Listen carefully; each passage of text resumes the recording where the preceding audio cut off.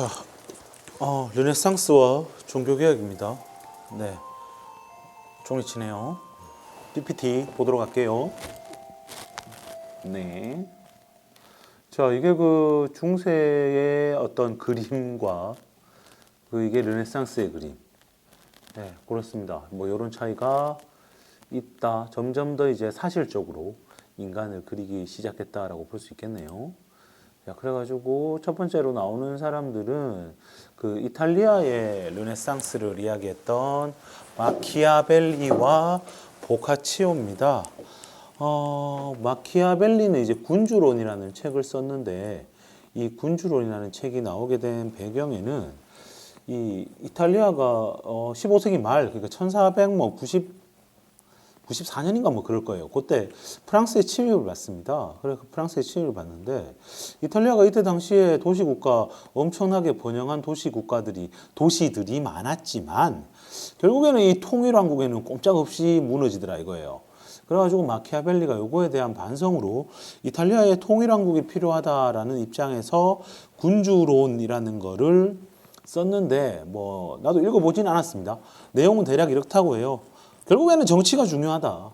뭐 도덕이니 신앙이니 뭐 그렇다고 해서 이게 중요하지 않은 건 아니지만, 지금 이때 지금 돌아가는 걸 보면 도덕과 신앙에 엄청 이제 집착하는 경향이 있는데, 그럴 필요가 없다. 정치는 정치일 뿐이다. 그 예를 들어 뭐 하나님, 뭐 국가의 목표가 하나님 나라를 실현하겠다.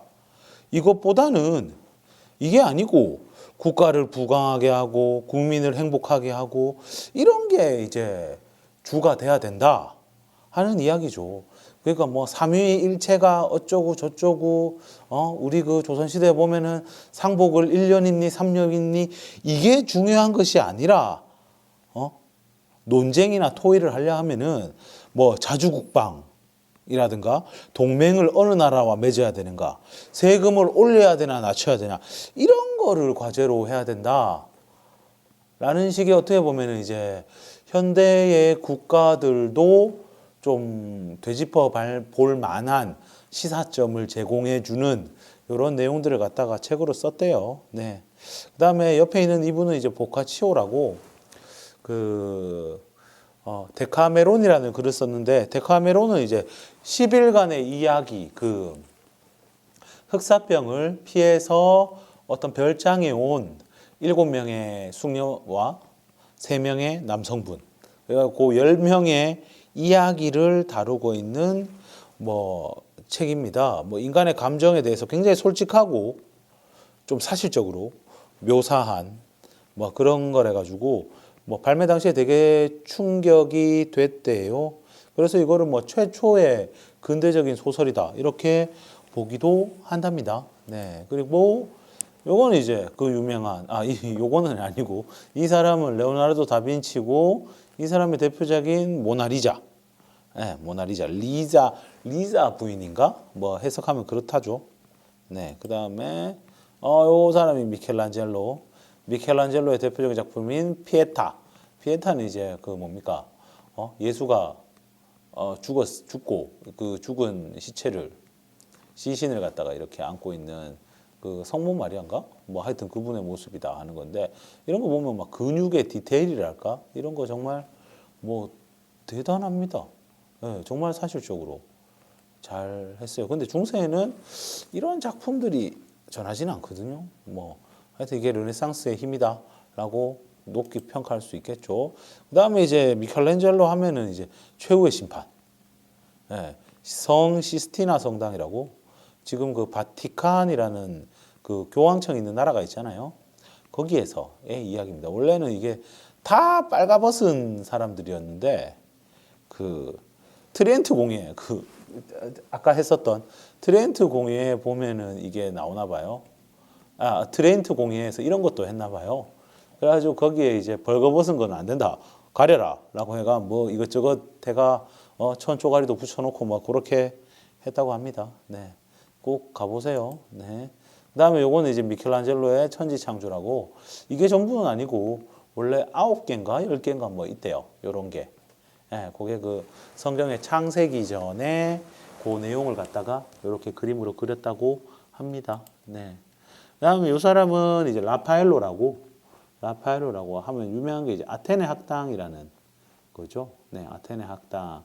여기에 보면 이제 뭐 철학자들이 다 나와요. 철학자들이 다 나오는데 사실 뭐 그리면서 라파엘로가 뭐 이건 누구, 이건 누구, 이건 누구고 일일이 설명하지 않았기 때문에 뭐 일일이 설명하지 않았기 때문에 정확하게 누군지는 알 수는 없습니다만 뭐 썰에 의하면 요분이 플라톤 그리고 아리스토텔레스 이 두 사람을 가리키고 플라톤 같은 경우에는 손가락을 위로 올리고 있죠.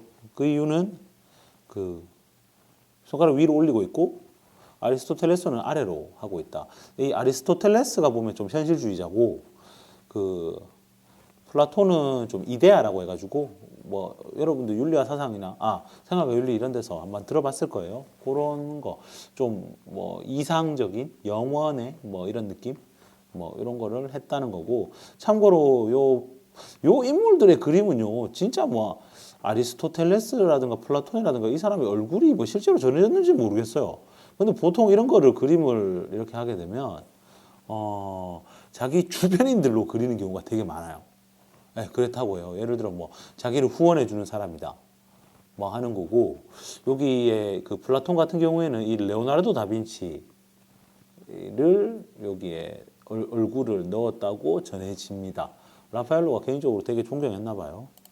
그 다음에 여기 오른쪽에 보면 이 사람 요 콤파스 돌리고 있는 요 사람은 유클리드라는 사람이고 여기 옆에 보면은 아랍인처럼 터번 쓴 사람이 나오는데 이 사람은 이븐 루쇼드라고 그 유럽에서는 아베로에즈라고 부르는 사람인데 이 사람이 아리스토텔레스의 어떤 작품을 유럽에 전해줘요. 네, 그렇고 그 다음에 여기 계시는 분은 히파티아라고 원래 수학자 뭐 유일한 여성이죠. 여기 나오는 인물 가운데 유일한 여성인데 뭐 그렇습니다. 뭐 사서이기도 했고 수학적으로 되게 뭐 훌륭한 업적을 남겼다라고 하는데 나도 정확하게 잘 몰라요. 근데 되게 하여튼 나중에 뭐 친구를 변호하다가 비극적으로 죽나 뭐 그래요. 히파티아라고 더 궁금한 사람은 검색을 한번 해보시고 여기에 라파엘로도 슬쩍이 자기 얼굴도 슬쩍이 그려놨습니다. 요 비슷하죠, 그죠? 요 들고 있는 사람은 이제 프톨레마이오스라고 그 천동설 그거 만든 사람입니다. 네. 그 다음에 이게 근데 이제 알프스 이북의 르네상스로 가면은 사회 비판적이고 그 뭡니까? 사회 비판적이고 교회를 비판하는 그런 내용들이 많이 나온다는 건데 그 대표적인 게 에라스미스의 우신예찬 이분은 네덜란드 사람이죠. 그다음에 토마스 모의 유토피아 이 사람은 영국 사람이고 뭐 하여튼 그렇습니다. 네, 유토피아는 그 당시 영국에서 유행하던 그 인클로즈 운동 요거를 이제 비판을 했죠. 양들이 사람을 잡아먹는다. 뭐 이런 제목으로 이런 내용으로 요 그림은 이제 바네이크라고 풀네임은 얀 바네이크 그냥 바네이크로 검색하니까 안 나오더라고요. 얀 바네이크라고 유화를 뭐 기름 같은 거를 이제 그 그림에 활용한 굉장히 사실주의적이죠. 이런 것도 보면 굉장히 사실적이고 굉장히 사실적으로 이렇게 묘사를 했습니다. 요거는 이제 브리헐이라고 브리헐이라고 이거 우리로 치면 한 김홍도 정도 될 거예요. 풍속화 그 당시 서민들의 삶을 이제 그렸죠. 서민들의 삶을 그렸죠. 여기 보면 이게 제목이 뭐 어디 결혼식인가 뭐 잔치집인가 뭐 그랬던 것 같아요. 네. 그냥 눈으로 즐기시면 되고 요거는 보면은 뭐 동네에서 애들 노는 거 막 이렇게 나오는데 여기 보면 막 굴렁쇠도 돌리고 이건 뭐 하는지 모르겠어요. 그다음에 여기 어디 보면 말뚝박기 같은 거 하는 사람들도 있는데 말뚝박기 여기 있네 말뚝박기 그 옛날 사람들 노는 게 비슷하죠. 애들은 요 거꾸로 매달려 있고 요 뭐 넘어지고 하여튼 뭐 난장판입니다. 이런 서민들의 생활을 아주 재미있게 묘사를 했죠. 자, 이거는 돈키호테라고 이 사람이 세르반테스입니다. 돈키호테는 이제 뭐 시대의 흐름을 변화를 적응하지 못하는 이제 기사를 풍자하는. 그래야 얘가 뭐 풍차한테 달려드나 뭐 그렇죠. 나도 정확하게 책임을 안 받습니다. 네. 그다음에 이거는 이제 인쇄술 발달 얘기하면서 이게 그 구텐베르크가 만든 인쇄기래요. 이게 무게만 뭐 1점 몇 톤이고 이게 하여튼 이게 한국에 와가지고 한국의 그 직지힘체 요절 그거랑 같이 이제 전시가 된 적이 한 번 있었대요. 그래가지고 이거를 독일에서 가져오려고 이거를 분해해가지고 막 어쨌든 뭐 그렇게 했다고 전하는데, 예. 아니 요거 덕분에 종교 개혁이 삽시간에 퍼져나갈 수 있었죠. 성경책을 막 찍어냈거든요. 네, 그렇습니다. 뭐 이런 식으로 해서 금속 활자를 만들었다고 해요.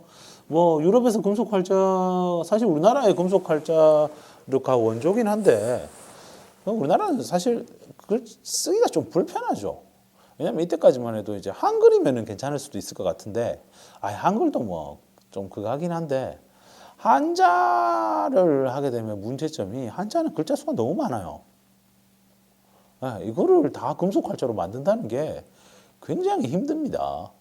근데 이제 뭐 영어권 하면 알파벳 해봤자 몇 글자 안 되잖아요. 그죠? 그래가지고 되게 이제 그거는 수월하게 만들어가지고 활용할 수가 있는 거죠. 네. 그 활자 인쇄를 만들기가 되게 좀 좋다 하는 그런 이야기예요. 자, 여기 보이는 게 이제 아까 얘기했던 성베드로 성당, 성베드로 대성전이라고 부르는 곳입니다. 웅장하죠. 이렇게 열주와 도움으로 구성되어 있습니다. 뭐 베드로라고 하면은 뭐 초대 교황으로 불리는 정도의 사람이니까 그 사람의 이름이 들어간 성당이니까 얼마나 멋지게 지었겠어요. 근데 그 요거를 짓기 위해서 돈을 모으는 과정에서 이제 면벌부라는 성경에도 없는 거를 판매하다가 종교개혁이라는 역풍을 맞게 되지요. 네. 요거는 이제 칼뱅파가 전파되는 겁니다. 네. 그 칼뱅파가 이제 프랑스로 가면 위그노로 불리고, 스코틀랜드로 가면 장로파, 영국에서는 청교도, 네덜란드에서는 고이센, 뭐 이렇게 불립니다. 왼쪽에 보이는 이 사람이 루터, 오른쪽에 보이는 이 사람이 칼뱅입니다. 네, 그리고 이 사람은 헨리 8세와 그 와이프 6명. 네, 아라곤의 캐서린, 엠블린, 제인 시모어, 클레베 앤, 그 다음에 캐서린 호와드, 캐서린 파. 이렇게 되는데 보면 뭐 알죠? 이혼, 처형, 죽음, 이혼, 처형. 그 다음에 이분은 이제 과부가 됨. 과부가 돼서 이 사람 나중에 또 재혼해요. 네, 그런 부분에 있어서는 되게 유연했나 봐요.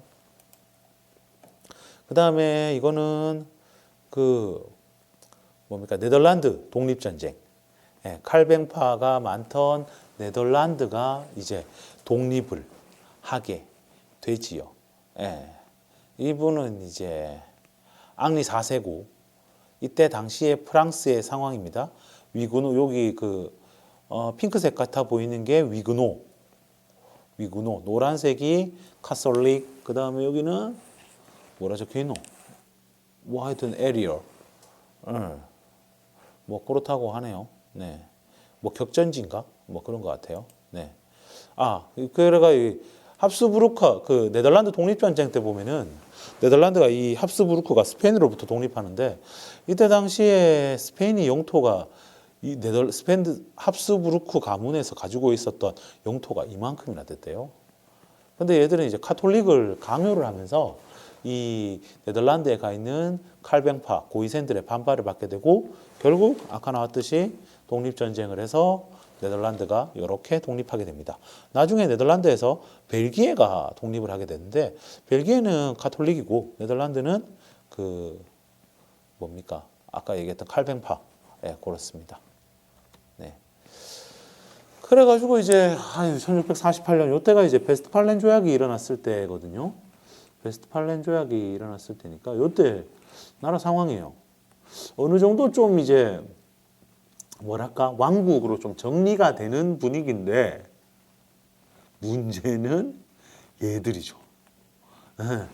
문제는 얘들이 이 신성 로마 제국이 정말 어려워져요. 30년 전쟁을 거치면서 국토는 황폐화되고 그리고 베스트팔렌 조약에서는 이 각각의 제후국에게 뭐 마치 독립국처럼 마치 독립국처럼 뭐 외교를 할 수 있는 권리 뭐 이런 것도 주게 되는 거죠. 아, 그리고 베스트팔렌 조약을 통해 네덜란드가 독립국으로 인정받은 얘기는 했고 스위스도 이때 독립국으로 인정을 받습니다. 스위스도 독립국으로 인정받고 이 30년 전쟁을 하는 과정에서 프랑스 왕국과 스웨덴이 되게 세구나 라는 게 알려지게 됐다. 명성을 떨쳤다. 뭐 이렇게 해석할 수 있을 것 같네요. 네. 여기까지 하면은 PPT 마치도록 하겠습니다. 네.